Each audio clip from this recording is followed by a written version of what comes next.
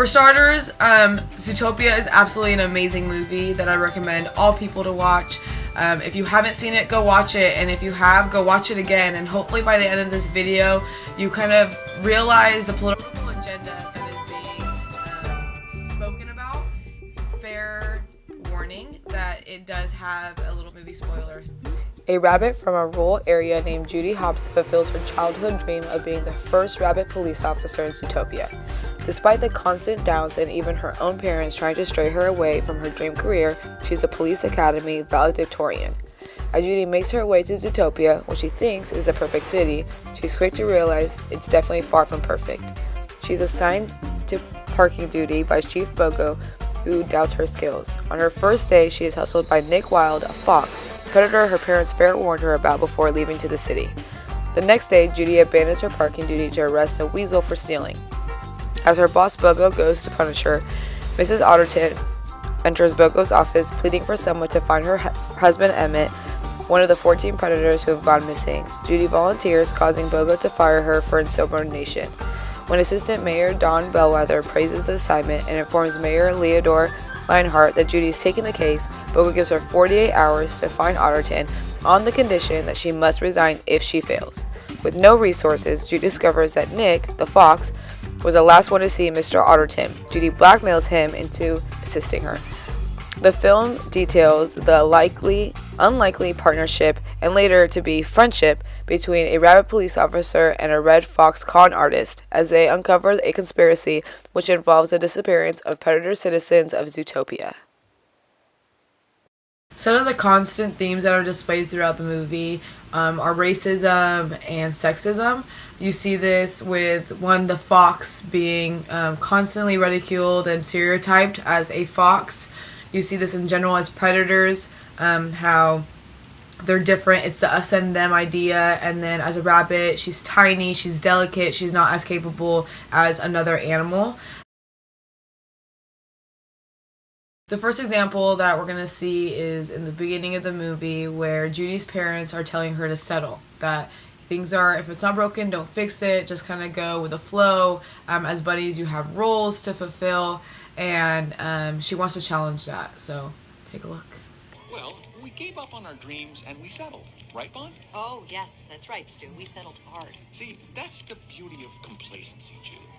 If you don't try anything new, you'll never fail. I like trying, actually. What your father means, hon, is it's going to be difficult. Impossible even for you to become a police officer. Right. There's never been a bunny cop. No. Bunnies don't do that. Never. Never. This is a great example of how society sees women's roles, that we should settle. These next few clips are commercials that tend to be are housekeeping.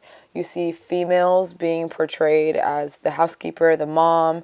Well, the first one, she was using a Ziploc bag. The second video, she's using a Swiffer. And the last video, laundry detergent, that men are not capable of doing their own laundry. And it's disappointing to see that women are almost framed to fit these roles, and if they don't, they're not fulfilling their duties. Just quit and go home, Fuzzy Bunny. There's never been a bunny cop. Never. Never. Just a stupid carrot farming dumb bunny.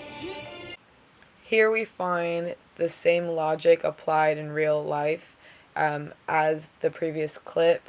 This link that we're going through right now shows 11 different jobs that men can do better than women. And as you continue, you see on the bottom it says this many percentage of male workers are in that field. The same logic can be applied to United States presidency. Just because 100% of our presidents have been male means a female can't do it is just a horrible argument. Excuse me? Down here? Hi. O.M. goodness. They really did hire a bunny. What? I gotta tell you, you are even cuter than I thought you'd be. Ooh, you probably didn't know, but a bunny can call another bunny cute, but when other animals do it, it's a little... I am so sorry. Though I can handle one. You probably forgot, but I was top of my class at the academy. Didn't forget. Just don't care. Sir, I'm not just some token bunny. All right, get in here. Okay. Oh, you bunnies. You're so emotional. There we go. Deep breath. One of the rhetorics that you find being displayed throughout the film is the feminist perspective to kind of highlight the sexism. And that's because it exhibits 3 different concepts. So it focuses on the taken for granted as normal roles and rules for men and women in society. And then there's grounded critical rhetoric, and then argues that hegemony simultaneously empowers men but still oppresses women. Like I previously mentioned, hegemony, specifically masculine hegemony, it describes how the dominant ideology oppresses all forms of gender and sexuality other than the heterosexual masculinity. I think this displays more symbolic than imaginary, especially in this film. It's because it is cultural than it is universal patterning. As you saw in the clip, that the parents it's instilled in them that that's something that rabbits just don't do. They farm, or they sell carrots, or whatever it is. They don't go out and do something wild like go into law enforcement. And foxes are the worst. Actually, your father does have a point there. It's in their biology. Remember what happened with Gideon Gray? When I was 9, Gideon Gray was a jerk who happened to be a fox. I know plenty of bunnies who are jerks. Sure. Yeah, we all do. Absolutely. But just in case, we made you a little care package to take with you. And I put some snacks in there. This is Fox Deterrent. Yeah, that's safe to have. This is Fox Repellent. Okay, the deterrent and the repellent. That's all she needs. Check this out. Oh, for goodness sake. She has no need for a fox taser, Stu. Oh, come on. When is there not a need for a fox taser? So hit the road. I'm not looking for any trouble either, sir. I simply want to buy a jumbo pop for my little boy.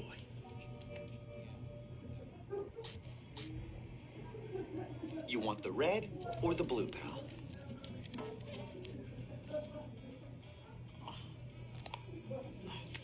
Oh, come on, kid, back up. Listen, buddy, what? There aren't any Fox ice cream joints in your part of town? No, there are.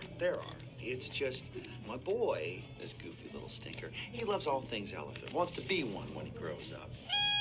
Is that adorable? Who the heck am I to crush his little dreams, huh? Right? Look, you probably can't read, Fox, but the sign says, we reserve the right to refuse service to anyone. So beat it. You're holding up the line.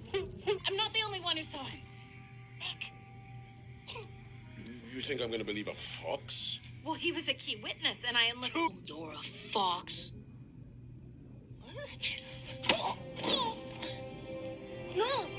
What did I do wrong, you guys? No! Please tell me, what did I do wrong? What did I do? No! If you thought we would ever trust a fox without a muzzle, you're even dumber than you look. Another big theme that's exhibited throughout this film is racism. And like you've seen in the previous clips, you see the stigma against the fox and the stigma against predators in general, and how it's natural for them, and that biologically that you just can't trust them. And this happening constantly, especially nowadays. And there's even movements like the Black Lives Matters that, are opposed to that thought. I think this is a great example of a neo-Marxist perspective, because it examines how texts create a sustainable and social practice which can control the dominant. So the dominant is, in the film, they are the prey, and in real life it's the white folks.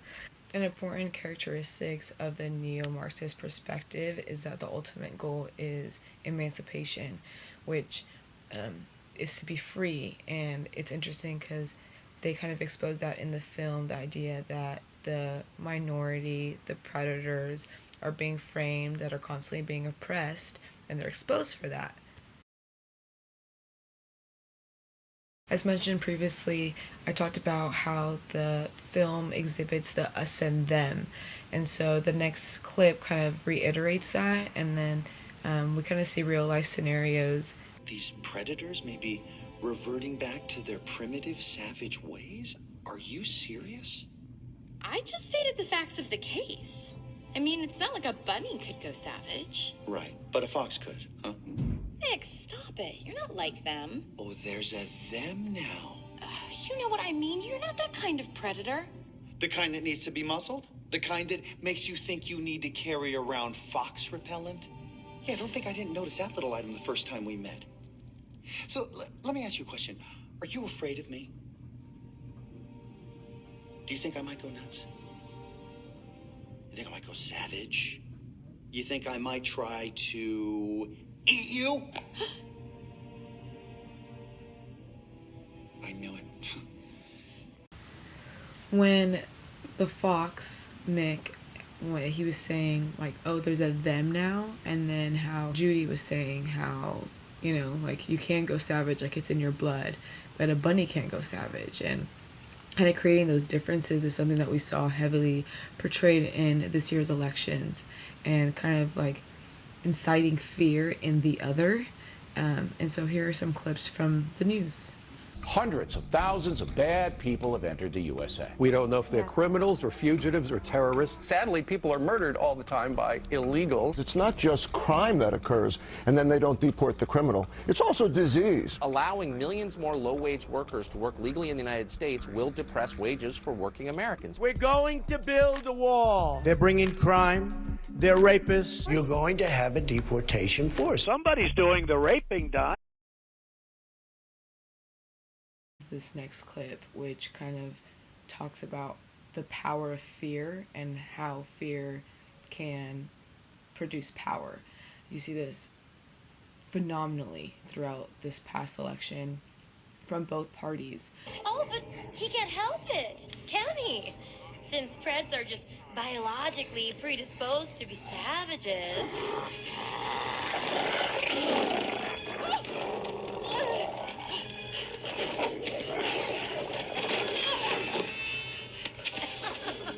Gosh, think of the headline. Hero cop killed by savage fox.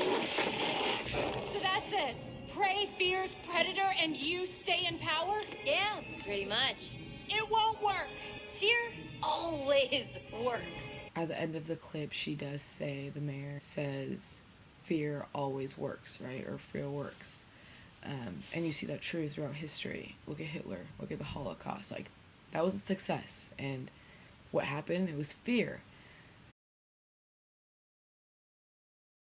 All right, look.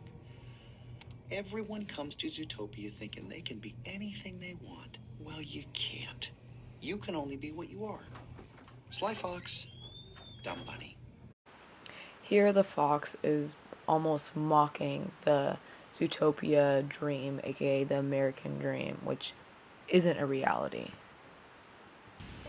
I hope the last however many minutes gave you a better understanding of specifically this film, and I hope it encourages you to look at films differently. They all have messages, and I mean, this is phenomenal PR if you ask me, because I mean, yes, this is a children's film, and yes, that children are watching it, but someone's there watching those films with them, and aka their parents. And so this was an amazing film. And like I said previously in the beginning, if you haven't seen it, go watch it, and if you've seen it, go watch it again. All right, thank you.